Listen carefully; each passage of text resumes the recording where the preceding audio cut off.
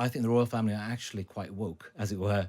And the recent trip to Kenya was full of talk about colonialism and the legacies of it. We go into this through the prism of plants, ferns, and fronds, because Yes. I think this is this encapsulates how you write so well. You bring something different to the topic. So why do ferns matter? Yeah, I was surprised by this. For me, plants are basically interior design. But it turns out Britain did express quite a lot of its colonialism through the medium of plants. So, for example, we built cinchona plantation. Cinchona is the plant that produces quinine, which enabled us to survive malaria, which in turn enabled us and other European powers to colonize Africa, parts of Africa. Then you've got rubber. I didn't realize rubber was a plant. It is a plant, made huge profits for us and led to war in Malaya. Then we've got tea, of course, which led to war with China because of the Opium Wars, because we wanted to pay with opium for the tea.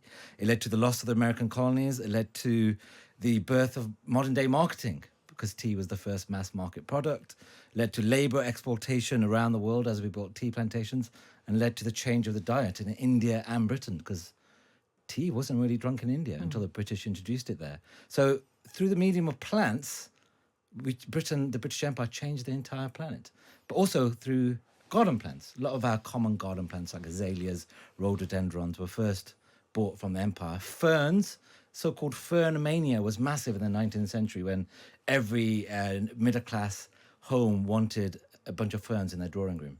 But this led to quite a lot of destruction from the places where ferns were found.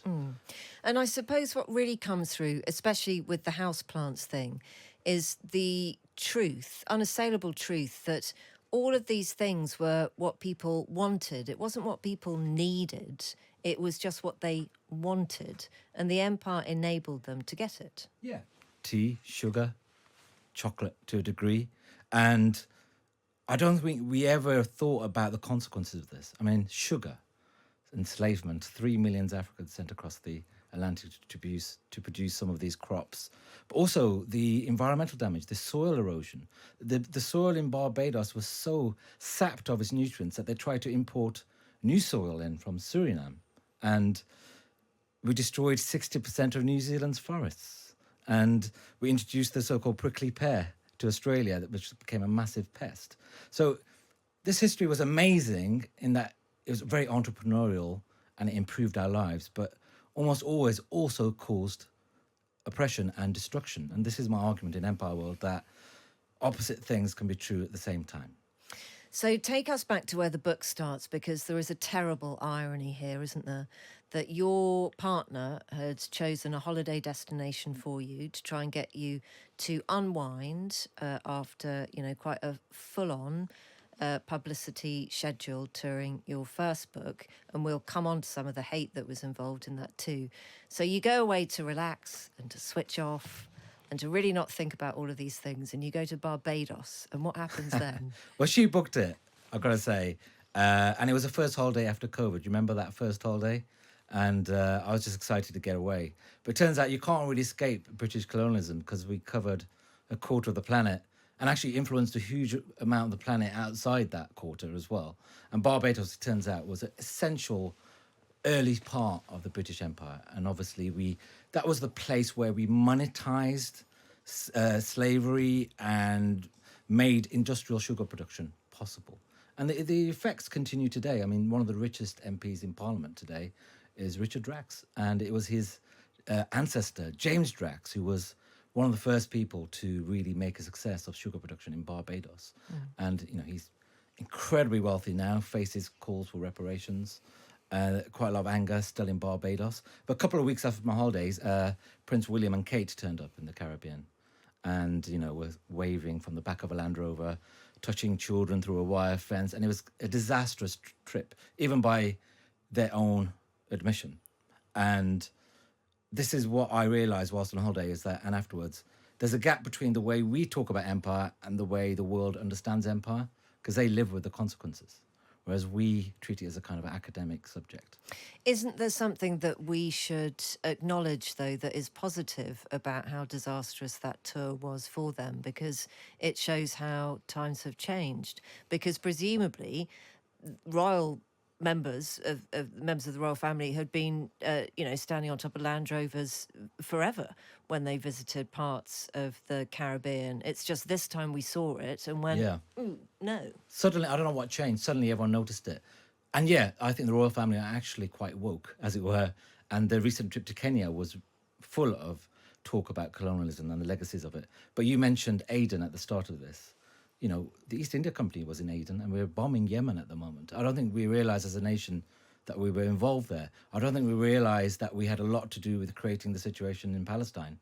I don't think we realised we were responsible for the issues in Kashmir and Myanmar.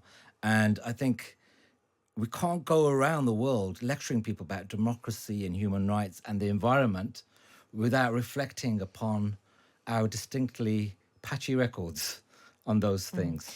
Who does understand it? I mean, do any of the important players at the table representing us understand it? Do you have faith in Lord Cameron, the Foreign Secretary, to understand what the shadow is behind him? Actually, Cameron, before he became Foreign Secretary, he did actually famously say that we shouldn't get involved in places like Kashmir when we caused the problems in the first place. And Jack Straw said something similar too. So we do have moments of insight, but they're not sustained. And they're definitely not as sustained as the insight is over there, where people live with the consequences of British decisions on a daily basis. The more that we stay with America, the more troublesome that becomes, or the less troublesome that becomes?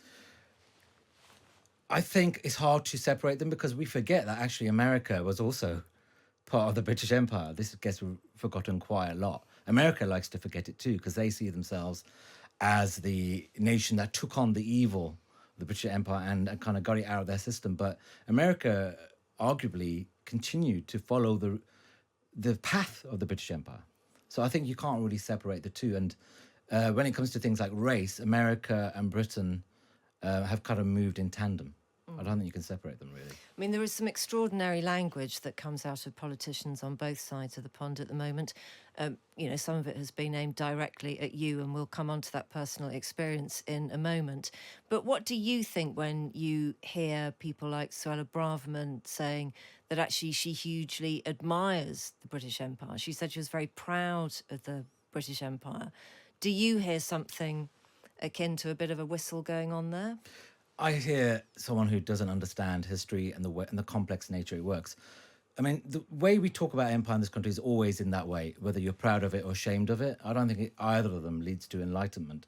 To say that you want to concentrate on the good things that empire did, it's like saying, I want to study the climate over the last 350 years, but I want to only focus on the sunshine, or I want to focus only on the rain. You're not going to come to a great understanding, are you? You've got to understand both the rain and the sunshine and how they interact in ways which aren't good or bad. Are there any parts of the empire, the legacy of empire, that you feel you can enjoy? There was quite a notable little part in the book, actually, when you were visiting a hotel in, forgive me if I've got it wrong, was it New Delhi or Old Delhi? One of those hotels, and we can probably all picture it. That was celebrating, the journey of empire, taking people back in time. I think they described it, didn't they, as the charm of colonialism. The charm of colonialism, yes. But could you stay in a place like that and just accept its place in history and like its perhaps architectural significance? Well, I did stay there, and I did like some things about it. There's so many legacies of the British Empire that actually are just neutral because it explains so much about our daily life and we don't realise it. So tea, rum, invented in Barbados.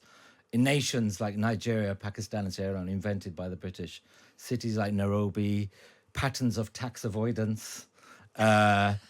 Corporations like BP, HSBC, Shell. Can you just explain the thing about longitude and latitude and the way countries were drawn up in Africa? Because I thought that was really interesting. Oh, yeah. I mean, when you look at the lines, the way in which countries are shaped in Africa, they're often very, very straight lines that don't follow natural forms or where ethnic groups live. And that's because it was carved up, often by people who weren't even on the ground there. Famously, of course, partition in India. It was again an academic exercise carried out in Europe, which then permanently affected the lives of people on the ground. And continues to. Continues to, yeah. Yeah, and that I wanted to ask a quick question about LGBTQ rights, because there is occasionally in Britain now we do pat ourselves on the back, maybe rightly, saying, you know what, this isn't a bad place to live. There are all sorts of freedoms we have in this country that we're a little bit smug about, actually, between ourselves. And it's not like that in other parts of the world. But in fact, we exported a degree of prejudice, didn't we? Yeah, we often like to lecture some of these countries about how they should be more enlightened. We introduced them to the homophobia in the first place. How, though? That was the bit that I couldn't quite understand. Well, the Indian Penal Code was transferred to all sorts of colonies. So in 2018, 38 of the 72 nations that had anti-gay sex laws had inherited it either directly from the British or indirectly. So this Indian Penal Code, which banned gay sex, and has only been repealed recently in India, was then transferred and adopted by all sorts of nations around the world. And this was done partly because of a very real concern that British men going out there to do their stuff on their own without partners, well, without partners from Britain anyway, that might be terribly tempting or wrong or dangerous. Yeah, corrupted. Well, the British Empire, after, at least in the 19th century, became one about the civilizing mission. It was about spreading British values, some of them great, like anti-slavery, but also banning, uncivil practices like gay sex. And some of these societies were actually really quite enlightened about sexuality. And the British came along and passed these really brutal laws, which remain in place even in the 21st century. Our guest this afternoon is the writer Sathnam Sanghera, and his new book is out, Empire World. You talked before with your previous book on this programme actually about some of the abuse that you have received. And it got so bad, didn't it, that you actually stopped touring your book because of the people who came along. What did they say to you? And do you think they felt better for saying it? How does a racist person feel after they've slung out a bit of abuse? I'm doing an event tonight at the Times, one of my first adult events. Quite nervous about it. It was quite bad, but actually, other imperial historians have had it worse. Davy Olusoga famously has a bodyguard. Professor Crean Fowler, who wrote the National Trust report, had to call the police several times, got scared of walking down the street alone, was libelled endlessly in the press. And I think there's a sustained campaign against woke imperial historians who offer alternative narratives on this stuff. And I've realized that actually, because of all the shouting, I've got to slightly focus on the positive, which goes against my negative personality traits. But, it's been 85% positive. I mean, my first book, Empire Land, is used as a teaching resource in hundreds of schools. And every day I get letters from students who are studying history because of Empire Land. It's been endorsed by some of the leading historians in the world. And I'm not an historian. And that is an amazing thing. But it's amazing how the racist abuse can overshadow everything else and actually can make you scared. And I'm not always scared. Sometimes it's funny. You probably feel this too, right? Sometimes you see criticism and it's funny and actually you share it because it's so amusing. Other times it crushes you. And sometimes you have to call the police. We've had one text this afternoon from someone saying, regarding Empire, am I supposed to be ashamed of what I didn't do? And if so, why? I'm not responsible for what my great-great-grandfather did, or my great-grandfather, or even my grandfather. Absolutely. This is not about shame or pride. It's not about your feelings. History doesn't care about your feelings. It's about trying to understand it. It's like trying to understand Roman history or Stone Age history. It changes. Even our understanding of Roman history is changing all the time. Our understanding of empire history is changing all the time, partly because the British imperialists suppressed a lot of the information at the time. There was said to be a pall of smoke over Delhi when we left because of all the documentation being burnt. But do you ever feel that when people chuck something at you, actually what they want is for you to assuage their guilt, exactly like that, to make them feel better, because then they wouldn't feel so angered by you? You've touched on a truth in order to make people angry, haven't you? I think because British Empire was so big and also it touched many lives in Britain, and I think people take it very personally because their family might have been involved in it. So if you observe anything negative about British Empire, they take it as you're criticising their family.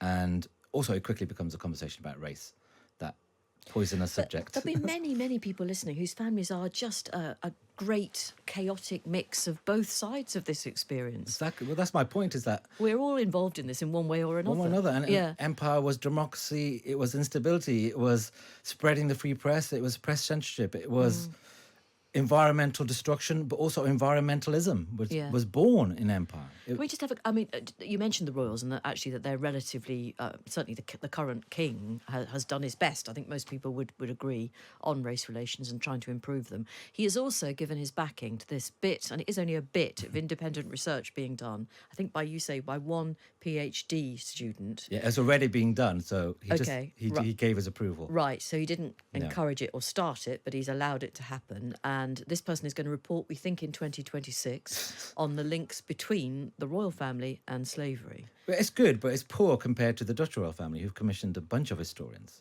to look into the issue. And it's going to be embarrassing because the Dutch royal family obviously has a connection to the British royal family, so they might discover things about the British royal family before our own royal family does anything about it. So we are falling behind on the international conversation, not just related to royalty, but also, you've got the EU, you've got Belgium, all these countries commissioning research, talking about reparations, whereas we just talk about whether empire was good or bad and have arguments about it. And what about the money? I mean, you must be asked all of this all the time about, I think the figure, what is it, kind of 108 trillion that this country would owe in reparations, were it to actually be a transaction. Do you believe that there will come a time when this country does pay something physical back? I think that is the way it's going internationally. The conversations even happening in America about the money. I think the amounts lobbied around are ridiculous. We're nowhere near that. We can't even talk about it yet, let alone work out the numbers. So I think we need to get to the stage where we can talk about it, where we can say slavery was a crime against humanity. We were massively involved. We also got rid of slavery, and that was a great thing. But talking about one thing doesn't mean you can't talk about the other. Where are you going on holiday next? I've got to find somewhere that isn't connected to the British Empire. Maybe Vietnam? Okay. Or you could maybe the Isle of Wight, is that safe? That's very much part of... I don't know. Channel Island, that's all British Empire, isn't it, really? I guess it is, yes. Do you find it easy to switch off? No, I'm a child of Punjabi immigrants. We never went on holiday. So I don't know how to do it. Well, you did. You went to the seaside, because you say so in your book. One day we went to the Western-super-Mare for a day trip. And that was it. I was very embarrassed when my mother produced a whole Indian meal on the beach. But now I long for her to do that.